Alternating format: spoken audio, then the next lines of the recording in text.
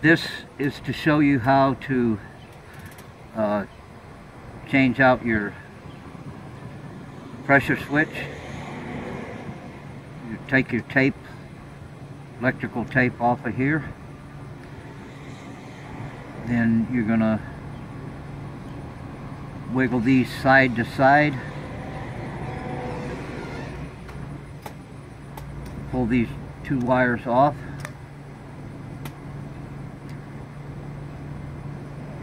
Using a wrench, unscrew this. Put some Teflon tape on here and put it back on. After you get it on, you're going to want to make sure that this is turned all the way down to the bottom.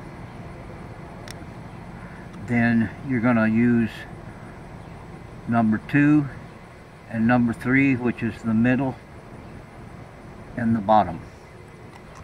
Hook your wires back up, push them on completely, and then tape this back up with electrical tape, just like it was.